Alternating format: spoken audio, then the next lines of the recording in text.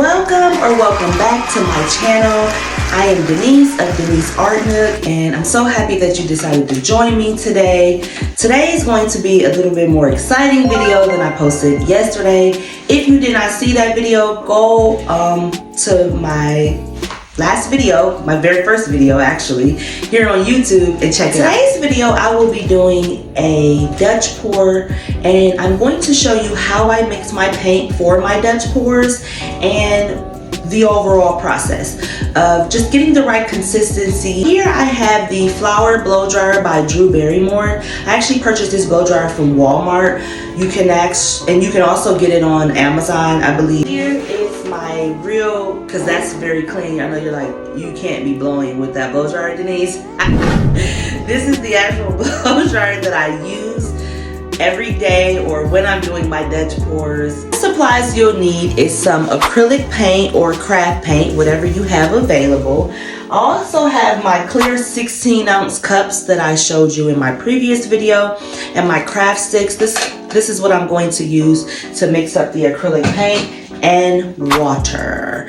I have bottled water. This is just bottled water that I didn't finish, and I just used them to mix up my paint and my water for my Dutch pours. But you can also use tap water, bottled water, tap water.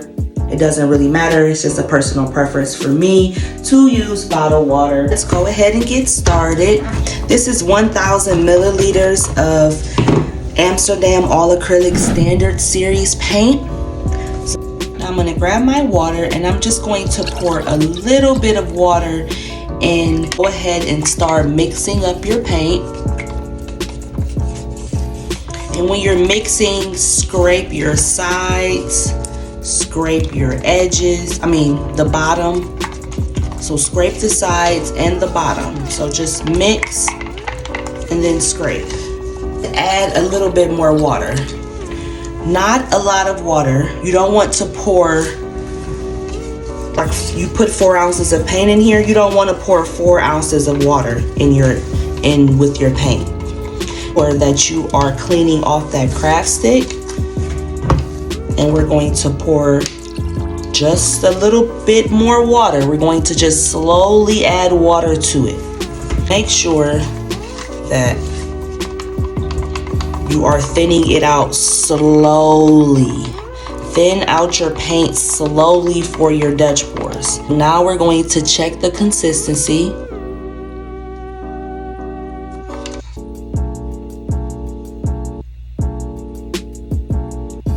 This is almost there.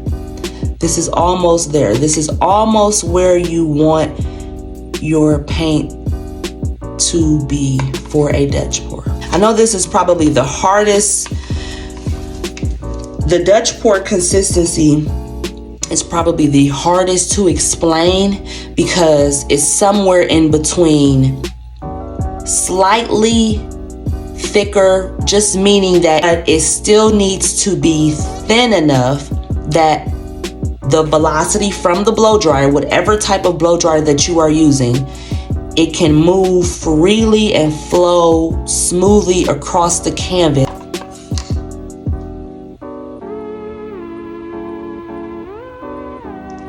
Now this consistency is much better. Now I say much better, but I don't. Okay, this is perfect. This is the consistency you want for your Dutch pour. Okay, so this is the one that I just mixed up for you. This is a runny consistency. Now I think you can probably already see how fast, I'm not even mixing that hard, but you can see how fast the paint is moving in the cup. Okay, I hope the sun isn't messing with my video, but I'm gonna go ahead and get started. So here's the paint I have already mixed up. And as you can see, this consistency is exactly the same as the white paint consistency that we just mixed up. You wanna make sure your Dutch pour consistencies are exactly the same, otherwise it will show up in your artwork. Pour our base color down for our Dutch pour. I like to mix up a lot of paint for my base colors when I am doing my Dutch pours, just so that if I need to make any tweaks or anything like that, I can freely do so, because I have plenty of leftover paint to use to fix anything that I don't like once I'm done blowing it out. Okay, so we put down our base color.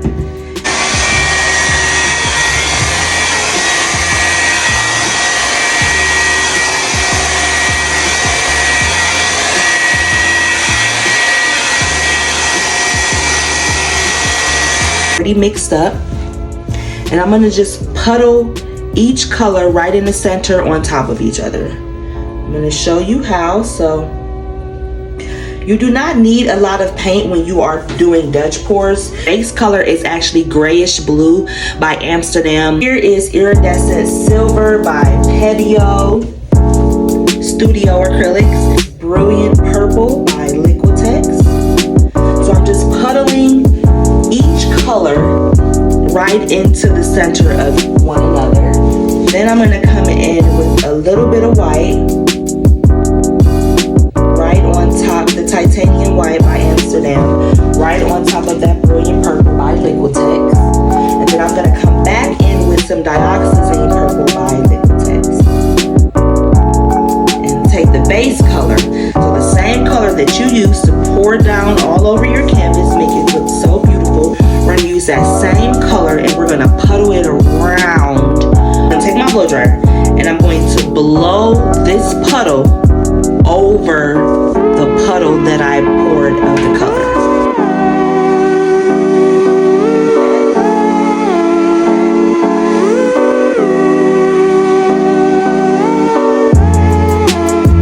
It does not matter if that's there, because we're going to see why we're going to blow it out.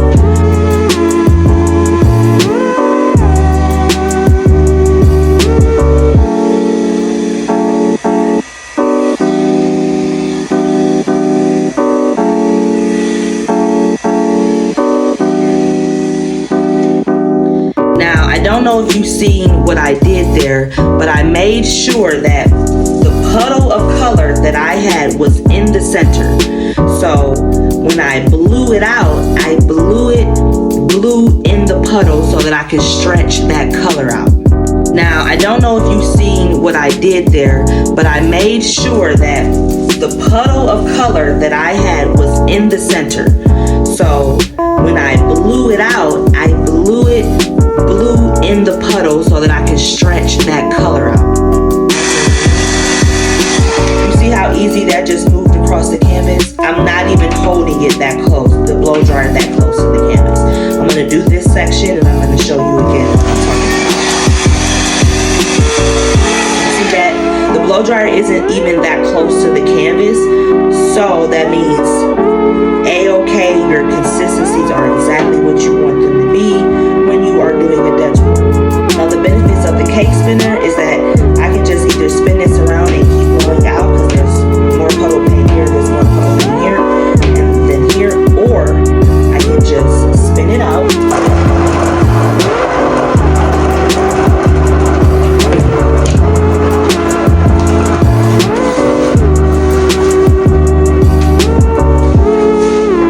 Spinning this around to look at my composition and see what it is I like or do not, what I like or don't like about this. And we are going to tailor this so that the eyes are pleased with what they are looking at. Okay. Now here, I do not like this and I do not like this area. So what you can do, because the painting isn't done. It's not done until you say it's done.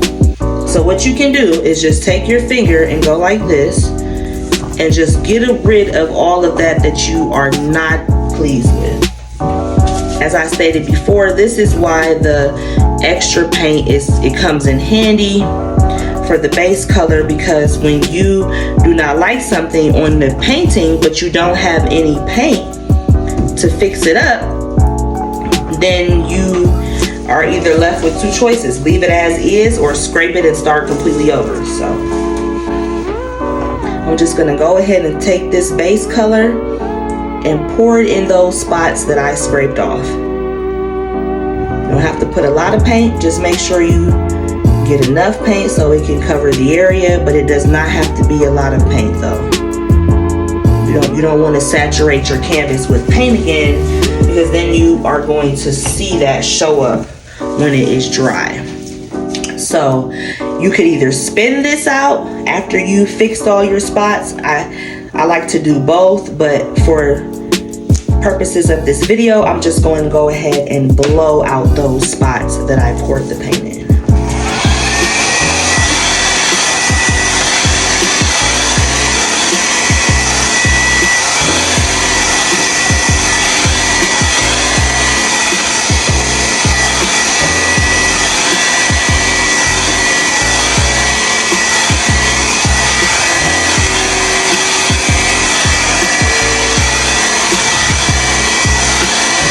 Okay, it was a lot of paint that I put on there that I added to the canvas, so I'm gonna go ahead and spin it out one more time.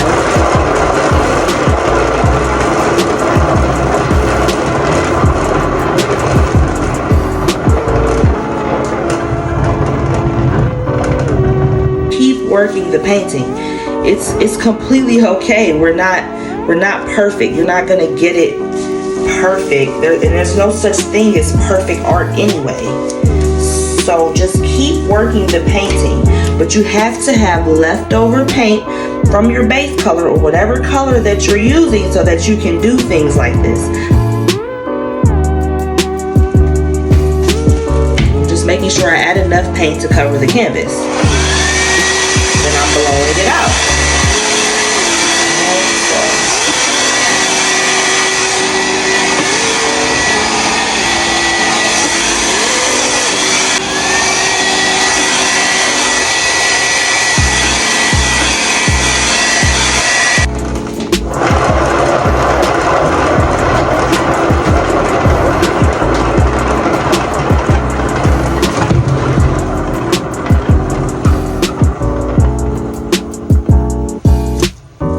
I am much more pleased with this composition.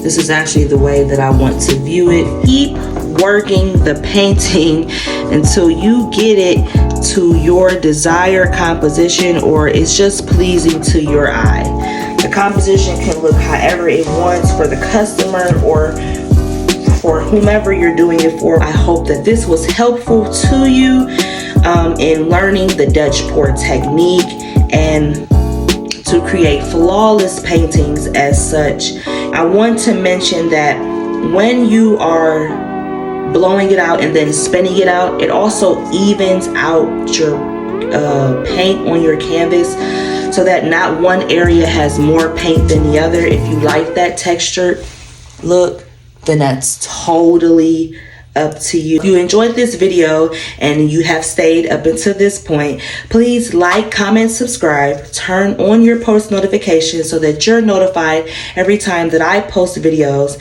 and follow me along this YouTube journey. This is my second video. I'm really happy to be here on YouTube, and I appreciate everyone for watching.